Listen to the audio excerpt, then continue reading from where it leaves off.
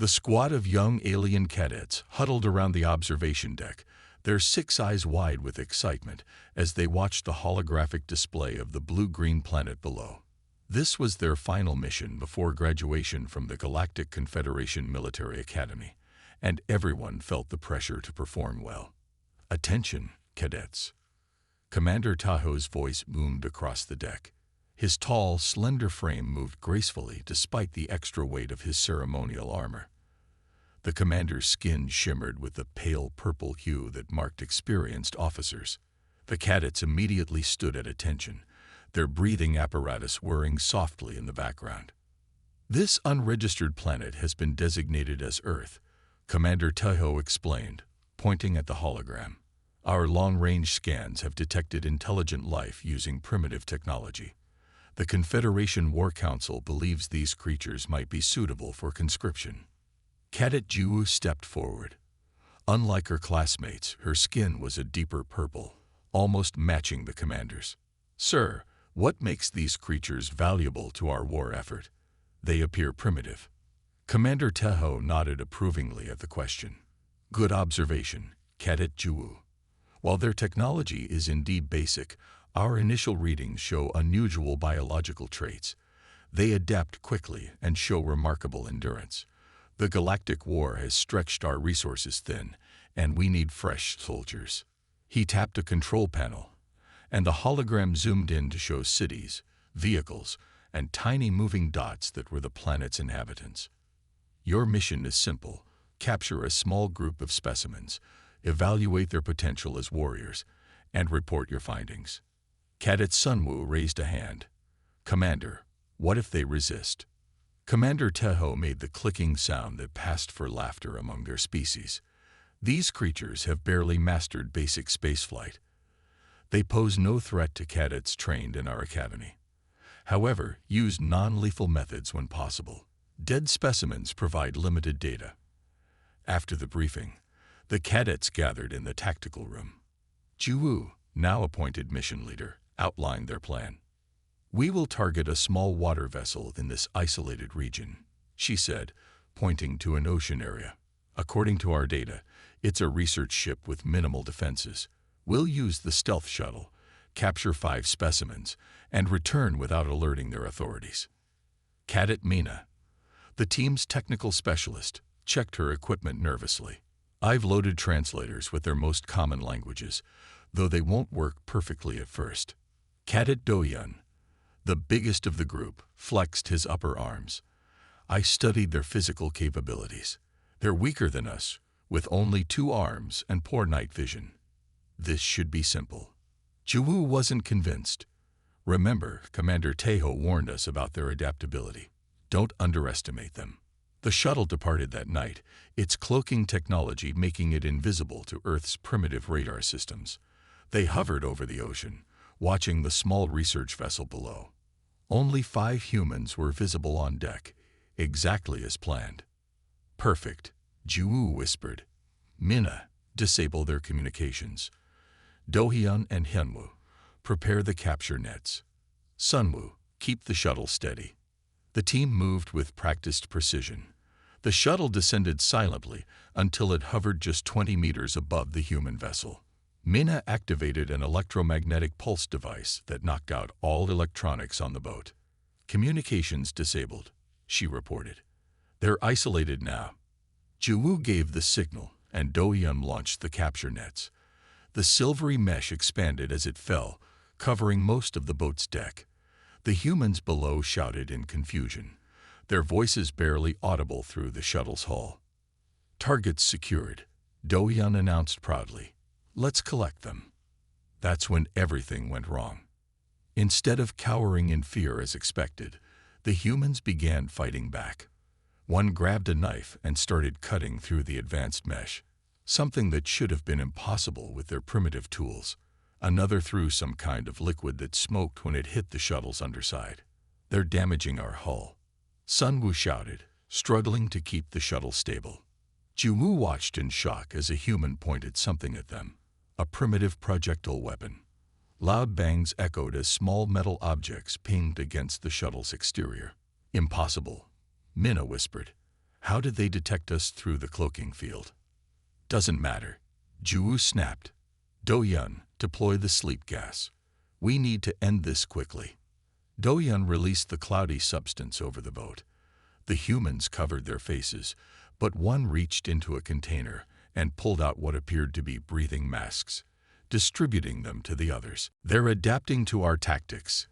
Ju couldn't hide her amazement. Use the tractor beam. We'll grab one of them for study. The beam activated, pulling one human upward. The others tried to hold onto their companion, but eventually lost their grip.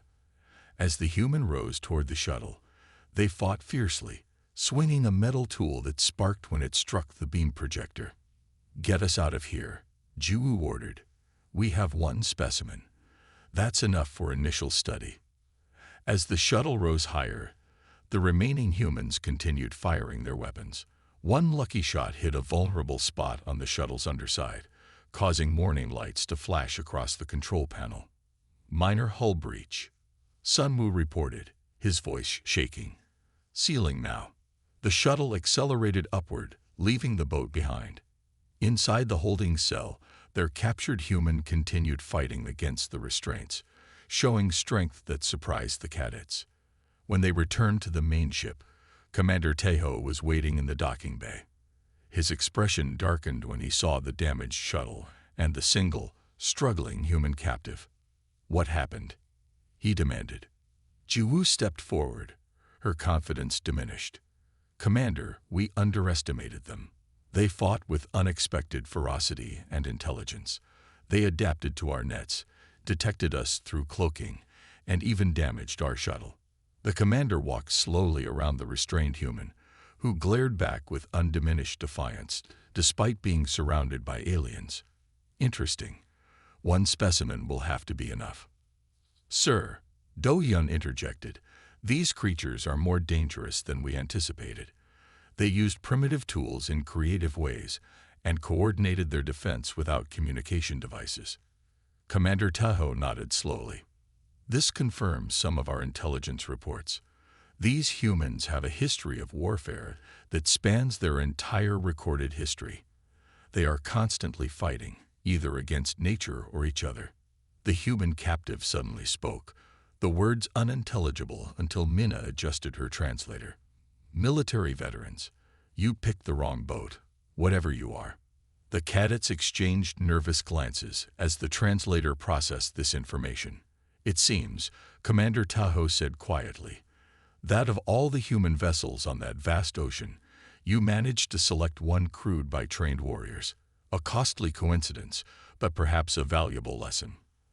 As they led the human to the examination room, Jiwoo couldn't help but feel a new emotion, respect mixed with concern. If 5 humans with primitive technology could damage their advanced shuttle and fight back so effectively, what would happen if the Confederation faced all of humanity? Commander Taeho seemed to read her thoughts. Cadet Jiwoo, your first contact mission may have yielded more valuable data than anticipated. These humans appear to possess the warrior spirit the Confederation seeks, but also a dangerous unpredictability. Your evaluation of their suitability for conscription just became much more important. The human captive watched them with calculating eyes, as if already planning their next move. Jiwoo realized this mission had suddenly become much more complicated than a simple training exercise. The bright lights of the examination room made Hyun squint as the alien cadets secured him to the medical table. Despite the strange situation, he maintained a calm expression, carefully observing everything around him. Subject appears to be male, approximately 30 Earth years in age. Cadet Minna noted, speaking into a small recording device attached to her uniform. Her 4-fingered hands moved gracefully over a control panel, activating various scanning equipment. Hyun watched her movements with intense focus, memorizing the pattern of buttons she pressed. The aliens didn't seem to notice his attention to detail. Begin standard biological assessment, ordered Jiwoo, who stood by the doorway. Commander Taeho wants a complete report within 6 hours. Minna nodded and approached their captive. I will start with basic measurements and fluid samples. when she picked up a thin metallic instrument that glowed at one end. Hyun spoke for the first time since being brought aboard. "What is that for?" The aliens seemed surprised to hear him speak. Minna adjusted something on her collar, likely a translation device, before responding. "This will take a small tissue sample. It should cause minimal discomfort." To her surprise, Hyun nodded calmly. "Go ahead." As Minna pressed the device against his arm, Hyun didn't flinch. A small cylinder of skin and muscle tissue was extracted, but he showed no sign of pain. "Interesting," Minna murmured. "Most species require pain suppressants for this procedure." Hyun shrugged as much as his restraints allowed. "I've had worse." Over the next several hours, Minna conducted a series of increasingly invasive tests. She took blood samples, measured his vital signs, and even performed a minor surgical procedure on his arm to test healing response. Through it all, Hyun remained stoic, asking occasional questions about the equipment being used. "Your pain tolerance is remarkable," Minna commented as she sealed a wound on his forearm. "How is this possible?" "Military training," Hyun replied simply. "Pain is just information. You can choose what to do with it." Ju-woo, who had been observing silently, stepped forward. "What branch of military?" "Special Forces, Water Operations Specialist." This information was immediately relayed to Commander Taho, who arrived shortly afterward to observe the examination personally. "The subject's physical resilience exceeds our predictions," Minna reported to her commander. "His body can withstand extreme temperatures, oxygen deprivation, and physical trauma that would be fatal to most Confederation species."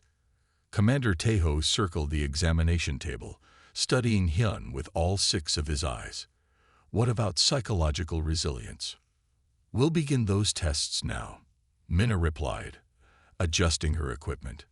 For the next phase, the aliens attached sensors to Hyun's head and projected a series of disturbing images designed to provoke fear responses. Battle scenes, dangerous predators, and situations of extreme danger flashed before his eyes. His vital signs remained steady. "Minimal stress response," Minna noted with surprise. "Subject appears to be analyzing the threats rather than reacting emotionally." Next came sleep deprivation. They kept Hyun awake for 3 days straight, using uncomfortable noise and light patterns. While other species typically broke down mentally after 1 day, Hyun remained coherent and alert. "How are you maintaining your focus?" Ju asked on the 3rd day, genuinely curious. Hyun's eyes were bloodshot, but his voice remained steady. "Part of my training was surviving prisoner of war scenarios. This is actually quite comfortable by comparison." Instead of appearing intimidated, Hyun began asking more questions about the ship and its technology. During mealtimes, he inquired about the propulsion systems.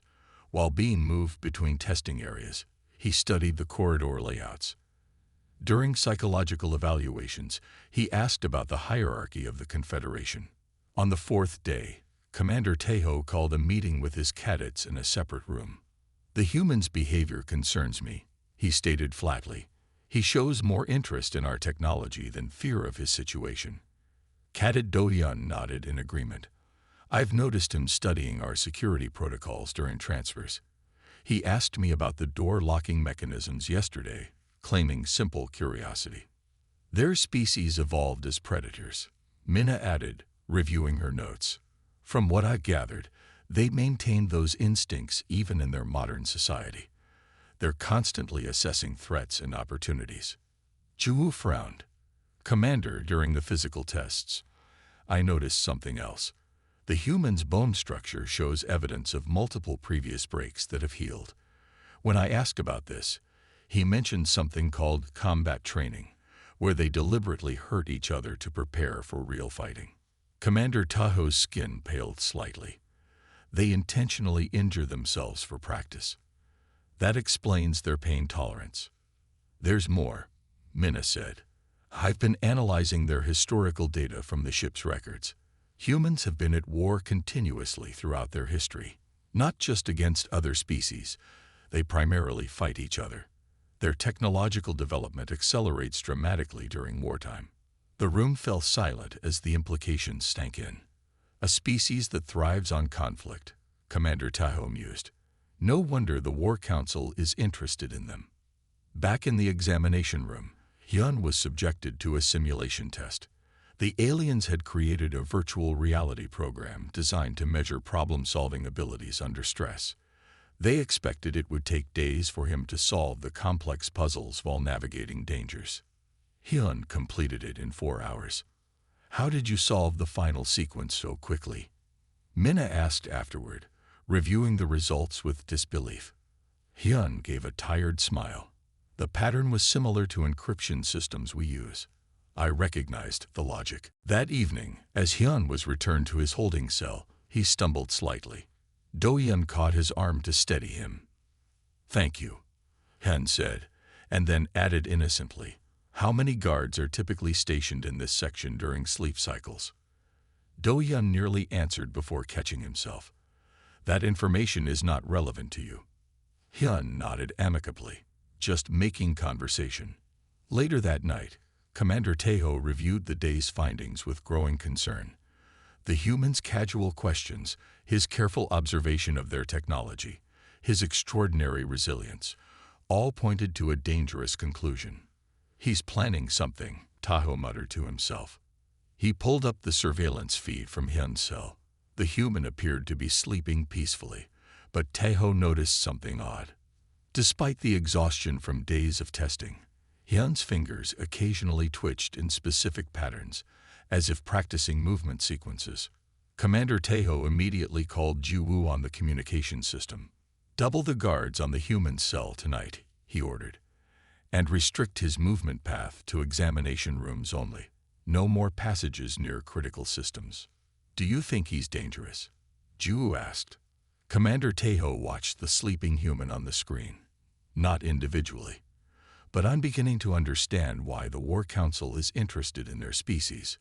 If all humans are like this one, they would make formidable warriors, but controlling them might prove impossible." He switched off the screen and added quietly, "What worries me most is not what we're learning about him, but what he's learning about us." In his cell, Hyun opened one eye slightly, watching the subtle shift in the security camera's position that told him someone had been observing him. He closed his eye again and continued his silent mental mapping of the ship's layout, planning his next move. The aliens were right to be concerned, but they still had no idea what humans were truly capable of when cornered. The ship's alarm blared loudly as Commander Tahoe rushed toward the command center. Red warning lights flashed along the corridors, bathing everything in an eerie glow. "Status report," he demanded as he entered the bridge. Cadet Ju-woo looked up from the control panel, her face tense. "Sir, the human has escaped containment. It happened during the routine system check." "How?" Commander Tahoe's voice was sharp with disbelief. "That cell has triple security measures. He exploited the brief power fluctuation during the simulation drill," explained Cadet Mina, who was frantically typing commands into her station. "When we cycle the ship's systems, there's a 3-second delay before backup protocols activate. Somehow, he knew exactly when it would happen." Commander Tahoe's skin darkened with anger. "He's been watching our routines. Where is he now?" "We're not sure," admitted Ju-woo. "He disabled the tracking sensors in Section 4. We've lost visual contact." On Deck 3, Hyun moved silently through the dimly lit corridor. After 7 days in captivity, he had memorized the ship's daily operations schedule and identified the perfect moment to act. The brief power reset during simulation drills was his window of opportunity. He pressed himself against a wall as 2 security drones buzzed past. Their scanning beams swept the hallway, missing him by centimeters. Once they passed, Hyun continued toward his first objective, the communication center. Inside a nearby equipment room, he quickly assembled what he needed. The aliens had underestimated human ingenuity. A broken pipe became a club. Cleaning solution and medical alcohol made a flammable mixture. A stolen data chip became his key to accessing restricted systems. "All cadets, full alert status," Commander Taho's voice echoed through the ship's announcement system. The human specimen is considered dangerous. Use non-lethal methods to recapture. Work in teams of 3 only. In the medical bay, Cadet Minna was gathering tranquilizer devices when she heard a noise from the supply closet. She approached cautiously, signaling 2 other cadets to flank the door. "Human, we know you're in there," she called out. "Surrender now, and you won't be harmed." The door slid open, revealing an empty closet. The cadets moved forward to investigate, just as Hyun dropped from a ceiling panel behind them. Before they could react, he swung his improvised club, striking the nerve cluster on the nearest cadet's back. The alien dropped immediately. "He's here," shouted the second cadet, reaching for his stun weapon. Too late. Hyun threw the bottle of flammable mixture at the medical cabinet. It shattered, creating a wall of flames that separated him from the remaining cadets. In the confusion, he grabbed Mina's access card and disappeared through a side door. Emergency in the medical bay. Minna reported over her communicator, helping her injured teammate. The human is heading toward Section 6. Commander Taho watched the chaos unfold on multiple screens. The human was systematically working through the ship, creating distractions and disabling systems. 3 cadets were already injured, though not seriously. "He's not trying to kill anyone," observed Juwoo with surprise. "He could have, but he's only incapacitating our personnel." "That doesn't make him less dangerous," replied Commander Tayo. "He's heading for the communications array. Lock down all access points." But Hyun was already 2 steps ahead. Using Mina's access card, he entered a maintenance tunnel that bypassed the main corridors. The narrow passage was designed for the ship's small repair drones, forcing him to crawl on his stomach. He emerged in a small junction box room directly below the communications center. Looking up, he spotted an access panel in the ceiling. Through it, he could hear the frantic voices of aliens trying to track his movements. With careful precision, he removed a small device he had hidden in his shoe. A simple metal pin taken from the medical equipment used during his examinations. On the bridge, alarms suddenly blared as a new crisis emerged. "Sir, the environmental systems are failing in sections 3 through 7, reported a cadet. "How is that possible?" demanded Commander Tayo. "Someone has manually overridden the oxygen recyclers," explained the cadet. "The safety protocols are shutting down affected areas." Commander Taho realized the strategy immediately. "He's clearing a path to the communications center. Redirect all available personnel there immediately." But the damage was done. With the corridors evacuated due to the environmental alert, Hyun faced no resistance as he finally reached the communications room. The 2 cadets inside were struggling to breathe as the oxygen levels dropped. They retreated when the emergency protocols activated, sealing the room but leaving Hyun inside. "He's locked himself in the communications center," reported Juwoo, attempting to override the door controls. Commander Taho slammed his fist on the console. What is he trying to do? Inside the communications room, Hyun worked quickly. The alien technology was advanced, but followed logical patterns he had observed during his captivity. He located the long-range transmission system and began configuring it to send a simple message. On the bridge, Cadet Mina suddenly noticed something alarming. "Commander, he's accessing our transmission array. He's sending a signal toward Earth." "Block it," ordered Commander Tayo. "I can't," replied Mina. "He's rerouted the controls through multiple systems. It would take too long to untangle them." Hyun smiled as the transmission completed. The message was brief but contained everything Earth needed: coordinates, basic information about the alien vessel, and a warning about their interest in human conscription. He had no way of knowing if the signal would reach Earth or if anyone would understand it, but he had to try. His victory was short-lived. The door to the communications room suddenly melted as a cutting tool burned through from the outside. Cadet Doyun, the largest and strongest of the aliens, burst through with 4 security drones. Hyun grabbed a piece of equipment and swung it at the first drone, destroying it instantly. He dodged Do-Yun's attempt to grab him and slid across the console, hitting emergency buttons as he went. Lights flickered throughout the ship as power rerouted in unexpected ways. The main engines are shutting down, someone shouted over the communication system. Hyun had triggered a cascading failure. Systems throughout the ship began malfunctioning as safety protocols initiated emergency shutdowns. In the resulting confusion, he nearly made it past Do-Yun, but the alien cadet finally managed to tackle him. The struggle was brief but intense. Despite his smaller size, Hyun fought with unexpected strength and technique. He struck pressure points that made Do-Yun's limbs temporarily numb, a vulnerability he had observed during his medical examinations. Just as Hyun broke free, a stun blast from Commander Taho's weapon hit him squarely in the back. He collapsed to the floor, conscious but unable to move. Commander Taho stood over him, breathing heavily. "Impressive," he admitted, "but futile." Hyun managed a weak smile. "The message is sent. Earth knows you're here now." Later, with Hyun securely contained in a new cell with additional restraints, the cadets gathered to assess the damage. 3 cadets required medical treatment for injuries sustained during the capture. Multiple ship systems needed repairs. The transmission to Earth could not be confirmed as blocked. How did one primitive being cause so much chaos? Wondered Cadet Sunwoo, nursing a bruised arm. "He watched us," Minna explained. "While we were studying him, he was studying us. He identified weaknesses in our routines, our technology, even our physical biology." Commander Taho looked troubled.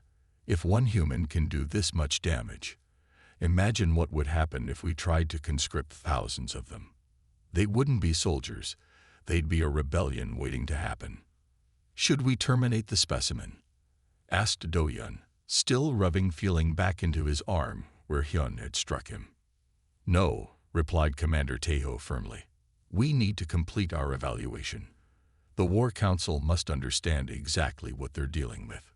In his new cell, surrounded by enhanced security measures, Hyun lay on his back staring at the ceiling.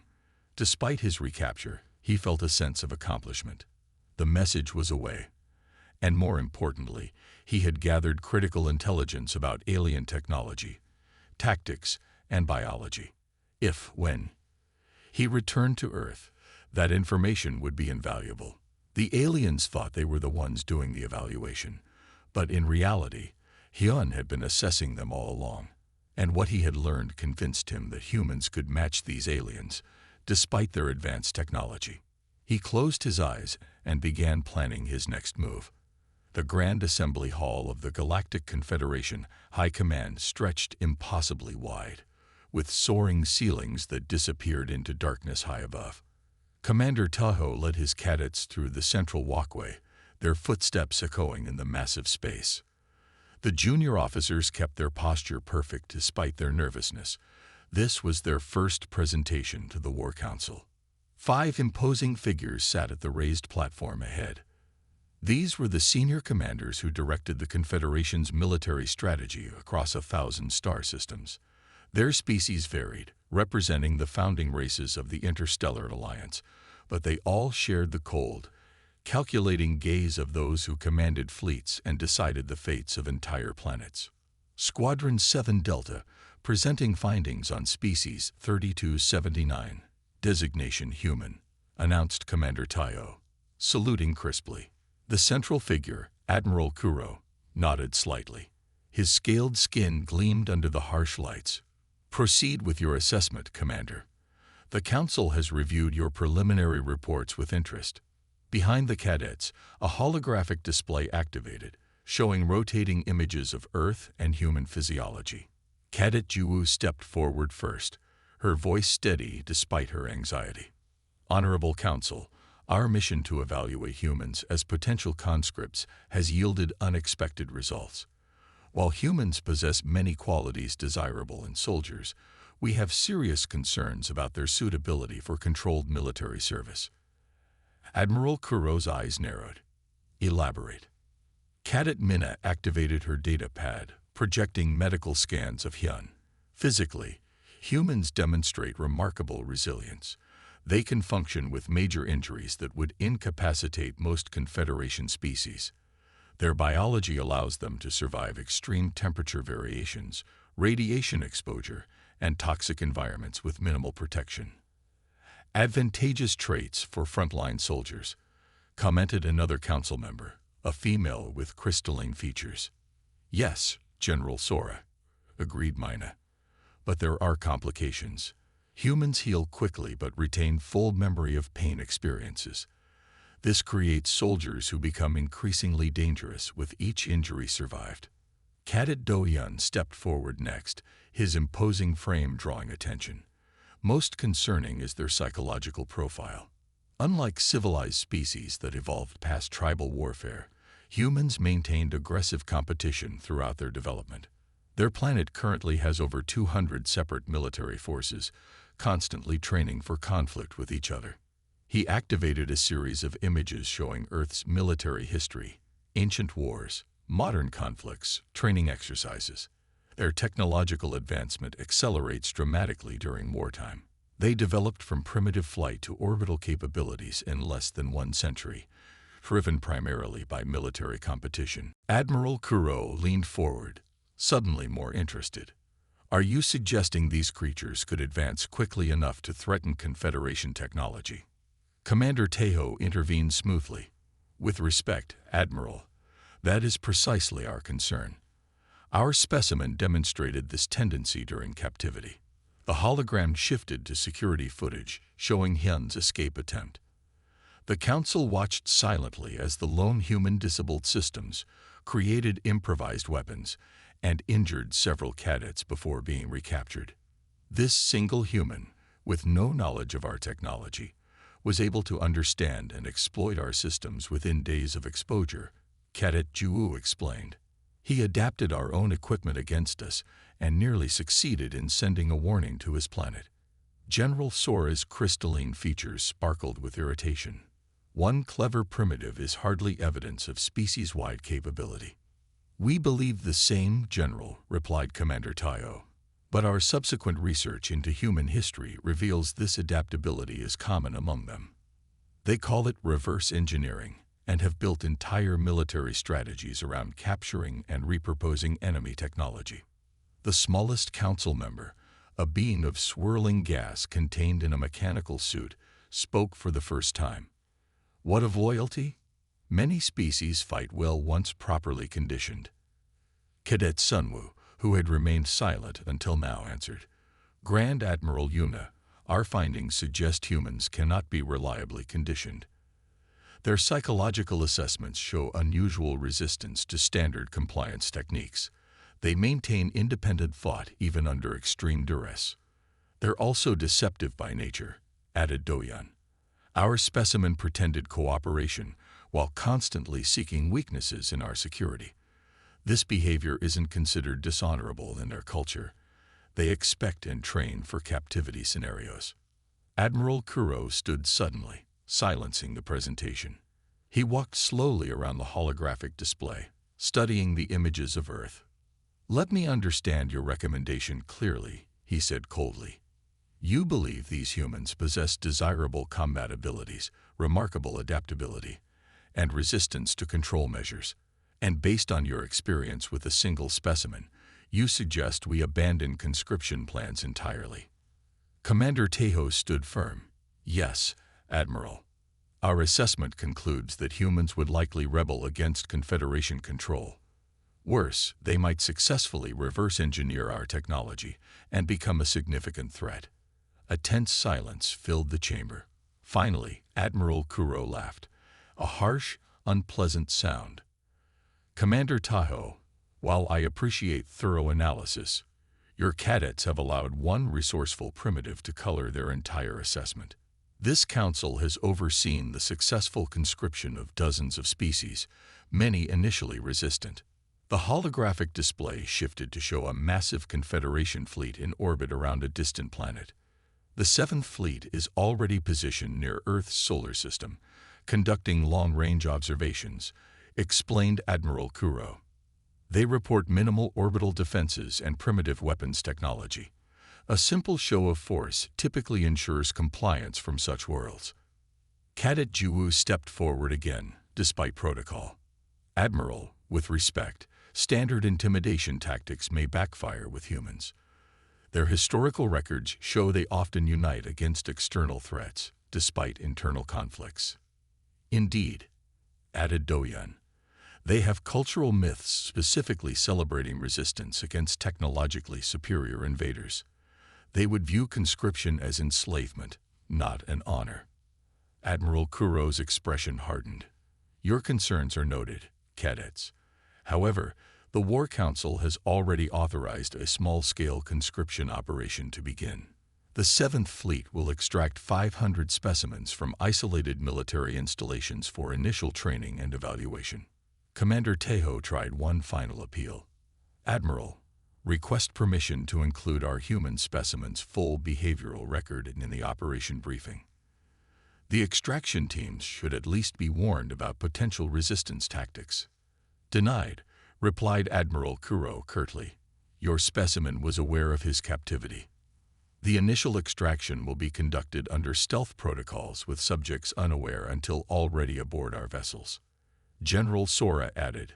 Furthermore, this council finds your assessment overly cautious, likely due to the inexperience of your cadet squadron. A more thorough evaluation by seasoned officers will follow the initial conscription. The dismissal was clear. The cadets exchanged worried glances as Commander Tejo saluted stiffly. Understood, Admiral. Squadron 7 Delta stands ready to assist the operation if needed. As they were escorted from the chamber, the War Council continued discussing extraction strategies, already moving past the cadets' concerns. In the corridor outside, Cadet Minna whispered, "They're making that terrible mistake. They didn't even consider our recommendation for remote observation first." Doyan nodded grimly. "They see only primitive weapons and ignore everything else, just like they ignored how quickly Hyun adapted to our technology." Commander Tejo silenced them with a sharp gesture as they passed other officers. Once aboard their transport vessel, he finally spoke his mind. "The Council has made their decision, but our duty isn't complete. We will prepare a complete contingency report with detailed observations of human capabilities and recommended countermeasures. When, not if, this conscription attempt encounters resistance, that information will be critical." "Do you think they'll even read it?" asked Juwu. "They will," replied Commander Tejo grimly, "after the first extraction teams fail." Back in the detention area of their ship, Hyun sat quietly in his reinforced cell. Despite the additional restraints and security measures, he appeared strangely calm, almost satisfied.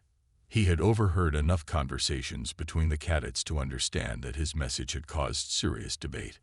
What the aliens didn't realize was that humans have been imagining first contact scenarios for centuries.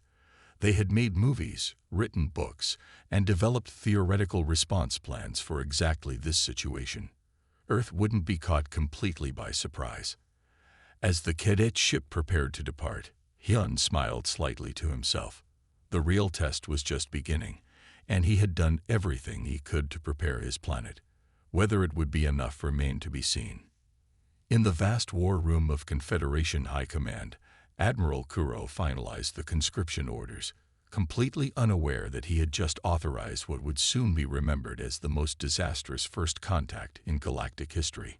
Officer Juwu stood silently on the observation deck, staring at the tactical display in disbelief. The massive hologram showed Earth's solar system, with red warning indicators flashing around nearly every Confederation vessel. The conscription fleet that had departed with such confidence 3 months ago now appeared as scattered debris fields in Earth orbit. "It can't be," whispered Minna, who had joined her at the viewport. The 7th Fleet had 4 battle cruisers and 20 support vessels. Commander Tayo, recently promoted after their graduation, entered the observation deck with a grim expression. "The situation is worse than it appears. High Command has lost contact with Admiral Kuro's command ship. Preliminary reports suggest it was boarded." Boarded. Doyen's voice rose in shock. How could humans even reach a command ship in orbit? Tahoe activated a recording on the main screen. The grainy footage showed Earth military vessels, clearly modified with alien technology, surrounding a Confederation cruiser. Small craft launched from the Earth ships, attaching to the cruiser's hull and cutting through using what appeared to be repurposed Confederation weapons. "They've adapted our own technology against us," Tahoe explained, "just as we warned." The observation deck fell silent as the implications sank in. Their small cadet squadron, now junior officers, had predicted this outcome, but seeing it unfold was still shocking. "How did it go so wrong so quickly?" asked Mina. Tahoe sighed heavily. The conscription operation began as planned. Extraction teams targeted isolated military bases on the night side of the planet. The first 3 teams succeeded in capturing approximately 50 human soldiers. He paused, bringing up another video. Then this happened. The footage showed panicked Confederation soldiers retreating to their transport ships, pursued by human forces using a mix of primitive projectile weapons and what appeared to be modified alien technology. The 4th extraction team was detected. Instead of surrendering, the humans activated some kind of planetary defense network. Suddenly, every major nation on Earth knew about the abductions simultaneously. Do-Yun shook his head in disbelief. That shouldn't be possible. Their global communications were primitive. "Not anymore," replied Tahoe grimly. "Remember Hyun's transmission? Earth received it. They'd been preparing for our arrival for months." The tactical display updated, showing a new alert. The rescue vessel they were currently aboard had been ordered to retrieve survivors from the damaged fleet. "We're going in?" asked Juwoo, unable to hide her concern. "Direct orders from the remaining high command," confirmed Tahoe. "We're to assess the situation and extract any Confederation personnel still alive."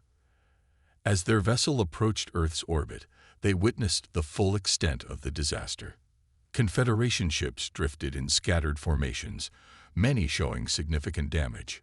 Earth's military forces had established defensive positions using a combination of their own satellites and captured alien technology. Most concerning were the modified human vessels now patrolling between Earth and its moon. They bore clear signs of Confederation technology grafted onto Earth designs, impossible adaptations completed in mere months. "How did they reverse engineer our systems so quickly?" wondered Mina aloud as she scanned the hybrid vessels. "Remember what happened on our ship," replied Juwoo. "Hyun learned our basic systems in days just by watching. Give their engineers actual components to study." Their vessel received a transmission from one of the few intact Confederation ships. The face that appeared on screen was that of a junior commander, his uniform torn, and his expression haunted. "Identify yourselves," he demanded weakly. Commander Tahoe stepped forward. "Rescue vessel Starlight, sent by High Command to extract survivors." The junior commander laughed bitterly. "There's no rescue possible. The humans have control of the orbital perimeter. They've captured 3 of our cruisers intact and are systematically disassembling them." "What about Admiral Kuro?" asked Tahoe. "Captured, along with most of the command staff." The junior commander looked over his shoulder nervously. "The humans didn't just fight back. They were ready for us. They had countermeasures prepared, as if they knew our tactics." Tahoe exchanged meaningful glances with his team. They had warned of exactly this possibility. "We need to report this to High Command immediately," Tahoe decided. "Prepare for emergency jump." As their vessel backed away from Earth orbit, they detected multiple human ships moving to intercept. Unlike the earlier engagements, these vessels moved with precision, clearly operated by crews now familiar with space combat. "They're using our own pursuit formations," observed Do-Yun with grudging respect. "Maximum acceleration," ordered Tahoe. "We need to reach the jump point before they can lock weapons." Their vessel shuddered as it pushed beyond safe speed parameters. The human ships followed, gaining steadily, until a sudden burst from their modified engines closed the gap with alarming speed. "They've improved the efficiency of our propulsion systems," Mina noted in disbelief. That should be impossible without years of study. Just as the human vessels came within weapons range, their rescue ship reached the jump point and vanished into faster-than-light travel, narrowly escaping capture. 3 days later, in the temporary headquarters of the Galactic Confederation High Command, the surviving Leadership Council listened in stunned silence as Commander Tejo presented his report. The human counterattack was coordinated and effective, he explained, displaying tactical data on the main screen. They not only repelled our extraction teams, but managed to capture significant Confederation technology intact. Their adaptation rate exceeds anything we've previously encountered. General Sora, one of the few council members who had opposed the conscription operation, spoke grimly. How much technology did we lose? 3 battle cruisers with full weapon systems, 5 support vessels with advanced medical and propulsion technology. And Tahoe hesitated before continuing. Admiral Kuro's command ship containing strategic databases for this entire quadrant. The council chamber erupted in shocked exclamations. Silence, commanded General Sora. Commander Tahoe, your Cadets squadron, now officers, warned of this possibility. What do you recommend? Tahoe straightened his posture. Based on our direct observations and analysis, we believe that standard military engagement with humans is inadvisable. Their threat level should be classified as maximum. He transferred a document to the Council's displays. My team has drafted what we call the Hyun Protocol, named after the human specimen who first demonstrated these concerning traits. It recommends immediate quarantine of the entire Sol system and classification of humans as an extinction-level threat to galactic stability. Extinction level, repeated one council member incredulously. Surely that's an exaggeration. Officer Juwu stepped forward. With respect, it is not. Our calculations show that at their current rate of technological adaptation, humans could develop interstellar capabilities within 5 years. Given their demonstrated willingness to use captured technology aggressively, this poses an unprecedented risk. The council debated briefly before General Sora called for a vote. The decision was unanimous. Earth would be quarantined immediately. As the new protocol was implemented, automated beacons were deployed around the Sol system, broadcasting warnings to all Confederation vessels. Danger. Prohibited zone. Do not approach.